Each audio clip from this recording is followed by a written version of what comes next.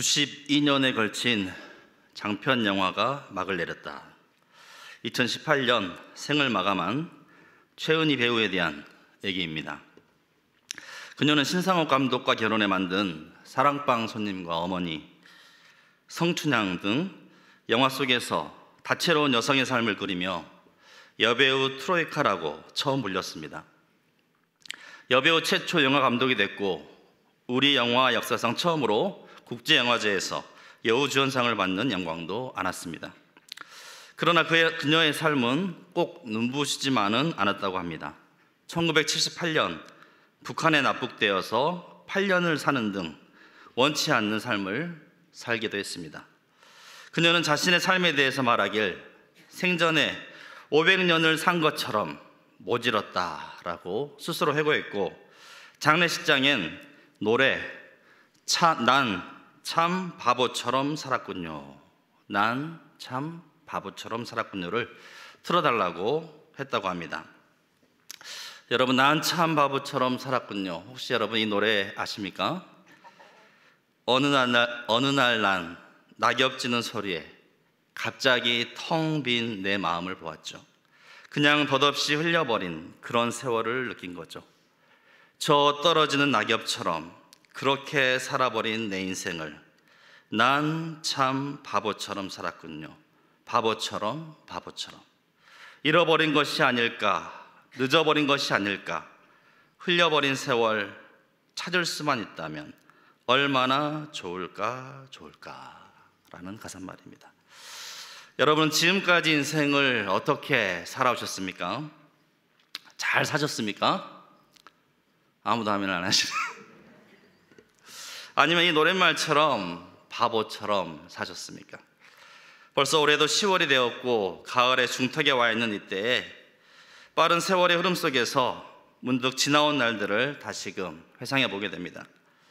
돌아보면 나름대로 열심히 산다고 살았는데, 그땐 앞뒤 좌우 살필 겨를도 없이 정신없이 바쁘게 산 것 같은데, 일정 시점이 지나고 이렇게 뒤돌아보면 그땐 왜 그렇게 서툴게 살았던지, 왜 그렇게 바보처럼 살았는지 후회가 되기도 하고, 다시 돌이킬 수 없는 세월의 흐름 가운데 진한 아쉬움만 남는 때가 있습니다.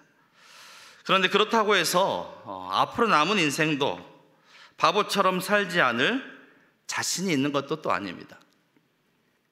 어쩌면 인생이란 자체가 알 수 없는 내일을 사는 것이기에 그 속에서 우리는 실수도 하고 잘못도 하고 때때로 깨지기도 하고 넘어지기도 합니다. 살면서 이런저런 시행착오들을 겪으면서 조금씩 온전한 모습으로 갖춰져 가지만, 그럼에도 불구하고 여전히 우리의 삶은 불안전하고 불필요한 걱정, 염려들을 늘 안고 살아가며 정작 삶의 중요한 것들은 놓쳐버리고 별로 중요하지 않은 일에 늘 얽매여서 아까운 세월을 덧없이 보내고 있는 것은 아닌지 스스로 한번 돌아보게 됩니다. 그래서 오늘은 그동안 지나온 나의 날들을 회상해 보면서 한 번뿐인 인생, 연습이 없는 인생, 어차피 한 번 가면 다시 못 올 우리의 귀중한 인생의 날을 어떻게 하면 바보처럼 살지 않고 지혜롭게 살 수 있는지, 어떻게 하면 후회가 아니라 감사가 남는 삶이 될 수 있는지, 어떻게 하면 지우고 싶은 과거가 아니라 늘 아름다운 추억으로 남아있는 삶을 살 수 있는지, 솔로몬의 지혜서인 잠언의 말씀을 통하여서 함께 알아보고자 합니다. 오늘 본문은 각기 두 절이, 앞뒤절로 각기 두 절이 한 쌍으로 되어서 첫 번째 절에는 하나님을 경외할 것을 명하는 그러한 내용을 다루고 있으며, 두 번째 절은 그에 따르는 축복을 소개하는 형식으로 짝을 이루고 있습니다. 그래서 말씀의 형식이 뭐뭐 하라 하며 그리하면 뭐뭐 하리라, 너희가 명령을 지키라, 그리하면 이러한 축복이 있을 것이다 하는 이런 문구가 반복적으로 사용되고 있습니다. 총 5가지에 대해서 기록하고 있는데, 그 핵심을 보면 우리가 하나님을 경외하고 그분의 말씀을 지키며 살 때, 다시 한번 말씀드립니다. 우리가 하나님을 경외하고 그분의 말씀을 지키며 살 때 어떠한 복이 내리는가? 첫 번째, 장수와 평강의 복을 누리며, 둘째로 하나님과 사람 앞에서 은총과 귀중히 여김을 받게 되며, 셋째, 하나님께서 우리의 길을 지도하시며, 넷째, 우리 몸의 양약이 되어 우리의 골수를 윤택하게 하시며, 끝으로 우리의 창고가 가득히 차고 우리의 포도즙 틀에 새 포도즙이 넘치는 축복을 받게 되리라고 우리에게 말씀하고 있습니다. 여러분, 우리의 삶에서 이와 같은 복을 누릴 수 있다면 어찌 그 인생을 바보처럼 산 인생이라고 할 수 있겠습니까? 어찌 그 인생을 어리석은 인생, 보잘것없는 인생이라 감히 폄하할 수 있겠습니까? 살면서 이와 같은 축복을 우리가 누릴 수 있다면 아마도 그러한 인생은 너무나 귀하고 복된 인생이요, 어리석은 인생이 아니라 지혜로운 인생이요, 후회가 아니라 감사가 넘치는 인생이라 할 수 있겠습니다. 따라서 이와 같은 복된 삶을 살기 위해 우리는 무엇보다 먼저 하나님을 경외하는 삶이 기본이 되어야 합니다. 하나님을 경외하는 삶. 잠언 1장 7절에 여호와를 경외하는 것이 지식의 근본이거늘 미련한 자는 지혜와 훈계를 멸시하느니라. 즉 하나님을 경외하는 삶이 지혜로운 삶이요, 그렇지 않고 하나님의 말씀을 따르지 않고 자신의 뜻과 자기의 힘과 자기의 생각대로 살아가는 사람이 어리석은 사람이요, 바보처럼 사는 인생인 것입니다. 때문에 우리는 하나님을 경외함으로 그 하나님의 말씀을 늘 사모하며 하나님 말씀 따라 순종하며 살아가야 합니다. 사실 모르는 바가 아니고 이건 너무나 우리가 잘 아는 내용이지만 정작 우리 삶에 실천하기란 참으로 어렵습니다. 왜냐하면 언제나 내 삶의 자리에서는 하나님의 법, 하나님의 말씀보다 내 생각, 내 경험, 내 지식이 항상 우선하기 때문입니다. 하나님의 방식대로 살려 하지 않고 언제나 내 방식대로 삶을 살려고 하는 죄악된 습성이 있기 때문입니다. 그러다가 언제나 실패를 경험하고 낭패와 실망 당한 후에야 비로소 우리는 우리의 어리석음을 깨닫고 하나님께 돌아오곤 합니다. 그런데 여러분, 가만히 우리의 삶을 들여다보면 왜 그렇게 사람들이 무모하게 사는지 모릅니다. 여러분, 저는 자동차를 운전할 줄 알지만, 자동차 운전은 잘하지만 그렇다고 해서 저는 비행기를 운전하려고 들진 않습니다. 왜 그렇습니까? 비행기 운전하는 법을 모르기 때문이죠. 비행기 운전하는 법도 모르는데 제가 만일 그 비행기를 운전하려고 든다면 그 비행기가 여러분 어떻게 되겠습니까? 아마 제대로 뜨지도 못할 것이고 설령 운이 좋아 뜬다 하여도 아마 한순간에 추락하고 말 것입니다. 이처럼 우리의 인생도 우리가 다 알 수 있는 것이 아닙니다. 우리가 다 마음대로 컨트롤할 수 있는 것이 아닙니다. 당장에 한 치 앞도 모르고 내일 무슨 일이 일어날지도 모르는 채 살아가는 것이 바로 우리의 인생 아니겠습니까? 때문에 내가 아무리 현명하고 똑똑하다고 할지라도 인생이 가지고 있는 한계 자체를 뛰어넘을 수는 없는 것입니다. 따라서 우리는 우리를 창조하시고 우리 인생을 창조하시고 우리의 인생을 계획하시고 섭리하신 그 하나님을 전적으로 신뢰하며 그분의 말씀대로 따라 살아야 합니다. 마치 내가 비행기 조종을 할 수 없다 할지라도 비행기 기장이 안내해 주는 대로 따를 때 원하는 곳에 도착할 수 있는 것처럼 우리의 인생도 이 세상을 창조하시고 다스리시는 창조주 하나님의 말씀을 따라 살아갈 때 우리는 지혜로운 삶을 살게 되는 것이요, 복된 삶을 살게 되는 것입니다. 사람이 아무리 똑똑하고 뛰어난다고 한들 어찌 감히 하나님과 비교하고 견줄 수가 있겠습니까? 그래서 이사야 55장 8절의 9절 말씀에도 이는 내 생각이 너희의 생각과 다르며 내 길은 너희의 길과 다름이니라. 여호와의 말씀이니라. 이는 하늘이 땅보다 높음같이 내 길은 너희의 길보다 높으며 내 생각은 너희의 생각보다 높음이니라 말씀하셨습니다. 또한 고린도전서 1장 25절 말씀에는 하나님의 어리석음이 하나님의 어리석음이 사람보다 지혜롭고 하나님의 약하심이 사람보다 강하니라 라고 친히 말씀하셨습니다. 그런데 사람들의 문제는 무엇입니까? 이런 하나님을 인정하지 않는 것입니다. 무엇이나 자기가 다 하려고 합니다. 잘 알지도 못하면서 자기 생각대로만 살려고 고집하는 것입니다. 그런데 여러분, 사람의 인생, 사람의 앞날은 오직 하나님의 손에 달려있는 것입니다. 세상 만사는 사람이 알 수가 없습니다. 오직 하나님만이 우리의 길을 계획하시고 인도하십니다. 그래서 여러분, 복 있는 자들이 누구입니까? 바로 자기 마음, 자기 생각, 자기 뜻대로 죄인들에 휩쓸리지 아니하고 바로 악인들의 꾀를 따르지 아니하며 죄인들의 길에 서지 아니하며 오만한 자들의 자리에 앉지 아니하고 오직 여호와의 율법을 즐거워하며 그의 율법을 주야로 묵상하는 자입니다. 그는 시냇가에 심은 나무가 철을 따라 열매를 맺으며 그 잎사귀가 마르지 아니함 같이 그가 하는 모든 일이 다 형통하게 될 것입니다. 따라서 우리는 내 명철을 의지하지 말아야 합니다. 스스로 지혜롭다 여기지도 말아야 합니다. 항상 내 생각, 내 판단보다 하나님의 말씀, 하나님의 뜻을 앞세워야 합니다. 시편 119편 18절 말씀에 주의 말씀은 내 발의 등이요 내 길의 빛이니이다 말씀하셨습니다. 우리가 주의 말씀을 앞세우고 살아갈 때 이 광야와 같은 세상에서 방황하고 헤매거나 길 잃어버릴 염려 없이 좌로나 우로나 치우치지 않고 형통한 삶을 살게 되는 것입니다. 사랑하는 성도 여러분, 하나님의 말씀은 하나도 허투루 된 것이 없습니다. 하나님은 반드시 말씀대로 행하시고 이루시는 신실하신 하나님이십니다. 언약하신 말씀대로 이루시고 절대로 변개치 않는 하나님이십니다.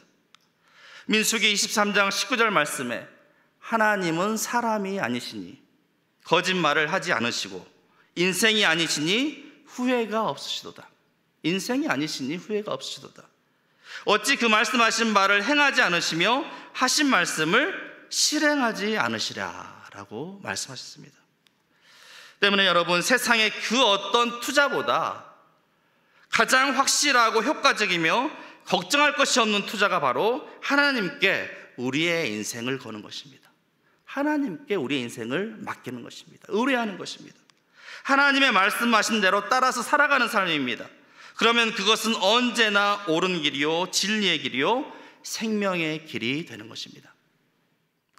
예전에 영화 가운데 고산자 대동여 지도라는 영화를 본 적이 있는데, 우리가 알다시피 김정호가 만든 대동여 지도에 대한 영화입니다. 영화 초반에 왜 이 김정호가 전국 팔도를 두 발로 누비면서 지도 만드는 일에 그 인생을 몰두하게 되었는지 그 이유를 알 수 있는 대목들이 앞부분에 나오는데요. 당시에 이 잘못 그려진 지도 때문에 그 잘못된 지도를 보고서 한겨울에 마을 사람들이 다른 마을로 가려고 산에 올랐다가 결국 길을 잃고 헤매다 다 얼어 죽은, 한 명도 살지 못하고 그 잘못된 지도, 잘못된 길로 산으로 올라감으로 말미암아 한겨울에 다 얼어 죽는 그러한 내용이 나옵니다. 분명히 지도만 보고 따라 올라갔는데 그 지도가 잘못된 지도여서 밤중에 길을 잃고 헤매다 온 마을 사람들이 한겨울에 다 얼어 죽고 만 것입니다. 그래서 김정호가 온 전국 팔도를 두 발로 팍 누비면서 숱한 고생 끝에 이 대동여 지도를 탄생시킨 것입니다. 여러분, 길을 걸어가면서 가장 난감할 때가 언제인지 아십니까? 인생의 길을 걸어갈 때 가장 난감할 때가 언제인지 아십니까? 한참을 걸어왔는데 잘못된 길에 들어선 것을 깨달을 때입니다. 우리가 잘 아는 충청도 사투리로 이 길이 아닌가요? 열심히 달려왔는데 지금 전심전력해서 한 곳만 바라보며 열심히 달려왔는데 이제 와서 보니 이 길이 아닌가요? 마찬가지로 우리의 인생의 길도 자칫 내 생각, 내 명철, 내 힘만 의지하고 걸어가다가 뒤늦게야 비로소 이 길이 아닌가벼, 이게 아닌가벼 하게 된다면 그땐 더 이상 돌이킬 수도 없고 되돌릴 수도 없고, 이 얼마나 여러분 바보처럼 살아온 인생이겠습니까? 그런데 여러분, 우리가 잘 아는 요셉의 인생을 한번 떠올려 보시기 바랍니다. 요셉의 인생은 그가 꿈꾼 것과는 정반대의 삶이 오히려 펼쳐졌습니다. 아버지 야곱의 편애로 인해서 형제들의 시기 질투를 사게 되고, 결국 애굽의 노예로 팔려서 보디발 장군의 집에 하인으로 살게 되고, 또 여기서도 보디발 장군의 아내의 유혹을 뿌리치게 되므로 원치 않게 옥에 갇히게 되고, 또 옥에 갇혀서도 술 맡은 관원장과 떡 굽는 관원장의 꿈을 해석해 주었지만 살아남은 술 맡은 관원장이 깜빡 잊어버려서 만 2년 후에야 비로소 감옥에서 풀려나게 되고, 인간적인 생각으로 요셉의 인생은 가만히 보면 꼬여도 보통 꼬인 인생이 아니고 원망과 불평이 없을래야 없을 수가 없는 그런 끔찍한 인생이었습니다. 그런데 그럼에도 불구하고 요셉은 하나님을 경외함으로 보디발 장군 아내의 유혹을 뿌리치고 말씀대로 날마다 거룩한 삶을 살고자 힘썼습니다. 그는 인생의 최악의 바닥 가운데서도 하나님을 잊지 않았으며 날마다 하나님을 경외하는 삶을 살고자 힘썼습니다. 그로 인해 어디로 가든지 요셉으로 인하여 그가 거한 곳은 형통한 복을 받게 되는 것을 볼 수 있습니다. 그리고 그 모든 인생의 길은 꼬인 길이 아니라 30세에 애굽의 총리가 되는 가장 빠른 지름길이었음을 보게 됩니다. 인간의 생각과 계획이 아닌 철저히 하나님의 뜻과 계획대로 인도되어진 것입니다. 이집트 왕자 2라는 애니메이션 영화에 요셉의 이러한 이야기를 다루면서 주제곡으로 쓰인 곡이 있는데, 그 제목이 바로 내 길 더 잘 아시니입니다. 내 길 더 잘 아시니. 가사가 이렇습니다. 길을 안다고 그렇게 생각했죠. 다 이해할 순 없지만 그 길을 따랐죠. 하지만 이곳 절망의 창살 안에 주 내 맘의 문을 열 때 진실을 깨닫죠. 주는 다 아시죠. 나의 길을, 내 삶을 다 맡깁니다. 내 길 더 잘 아시니. 해답도 모르는 시험 문제처럼 주님의 뜻을 찾지만 다 알 수 없었죠. 시련의 세월이 내게 준 한 가지, 다 이해하지 못해도 주 신뢰하는 것. 다 이해하지 못해도 주 신뢰하는 것. 내 주는 다 아시죠. 나의 길을, 내 삶을 다 맡깁니다. 내 길 더 잘 아시니. 이제 말씀을 마무리하고자 합니다. 깊어져가는 가을입니다. 세상 사람들은 덧없이 흘러가 버린 세월 속에 인생의 허무함을, 또 쓸쓸함을 노래하며 떠나가 버린 사랑을 노래하지만, 사랑하는 우리 성도님들은 다른 것 아닌 하나님의 말씀을 더욱더 사모하며 그 말씀 따라 살아감으로 말미암아 하나님의 놀라우신 은혜를 노래하고 찬양하는 복된 삶이 되시길 주의 이름으로 축복합니다. 그렇습니다. 나의 나된 것은 모두 다 주님의 은혜인 것입니다. 사도 바울은 고린도전서 15장 9절 이하 말씀에 나는 사도 중에 가장 작은 자라, 나는 사도 중에 가장 작은 자라, 나는 하나님의 교회를 박해하였으므로 사도라 칭함 받기를 감당하지 못할 자니라. 그러나 내가 나된 것은 하나님의 은혜로 된 것이니 내게 주신 그의 은혜가 헛되지 아니하여 내가 모든 사도보다 더 많이 수고하였으나 내가 한 것이 아니요 오직 나와 함께 하신 하나님의 은혜로라 라고 그의 인생을 고백하고 있는 것입니다. 여러분의 인생 여정 가운데 또 훗날 여러분의 인생의 뒤안길에 여러분은 어떤 노래를 부를지, 어떤 노래를 부르게 될지 곰곰이 한번 생각해 보시기 바랍니다.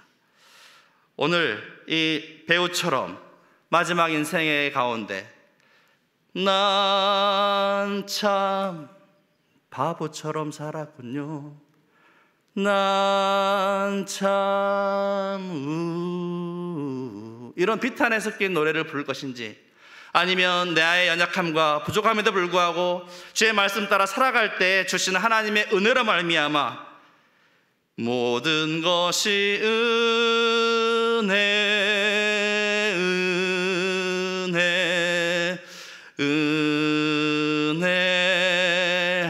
한없는 은혜, 이러한 찬양을 부르게 될지, 앞으로 어떤 노래를 부르고 어떤 하루를 살아가고 어떤 인생을 선택하고 사실지 다시 한번 여러분 마음속 깊이 결단하시면서 가을이 깊어져가는 이때에 하나님의 말씀 가운데 잠겨서 풍성한 은혜를 누리는 복된 날들, 복된 인생 살아갈 수 있기를.